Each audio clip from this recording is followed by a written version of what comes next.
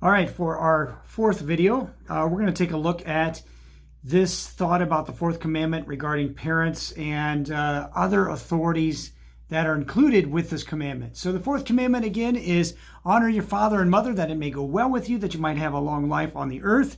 What does this mean? Luther reminds us that we are to fear and love God, that we do not dishonor our parents or anger our parents or those in authority over us, but that we should honor them, serve and obey them, and show them love and respect. So what about those other authorities? Now, this includes parents too. Parents are under authority. We have two other authorities that we want to consider. God has established authority in government for temporal purposes, and then in the church for eternal purposes, for his kingdom purposes. So we have government officials and we have called workers in public ministry, or elders, people who have been called alongside to serve us and to have oversight. With that, let me just ask you this thought here. God also gave those in authority in the government and church. You can think about like policemen, judges, officials, pastors, elders. Why is it also true that if we obey policemen and pastors, that we also will have a long life? Generally speaking, why is that the case?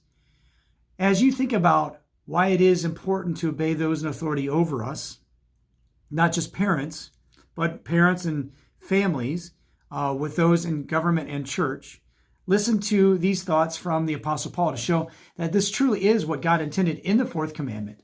Not just parents, but all who have authority over us. Paul says, I urge then, first of all, that petitions, prayers, intercession, and thanksgiving be made for all people, for kings and all those in authority, that we may live peaceful and quiet lives in all godliness and holiness. This is good and pleases God, our Savior, who wants all people to be saved and to come to a knowledge of the truth. 1 Timothy 2, 1-4. So there, Paul really does establish this truth that under the fourth commandment, we're talking about all in authority over us. So why is it good to pray for them? Why is it good to honor them? What benefits do we have when people honor those in authority in government and honor those in authority over them in the church? We'll also talk about, well, what do you do if maybe those authorities aren't right? Does that mean that we shouldn't honor them? Or what would God have us do? We'll talk about that later on. But for now, talk about what are the blessings of honoring those in the government, honoring those and obeying those in the church. And of course, we could talk about what are the consequences if we don't. Blessings, and we'll see you in the next video.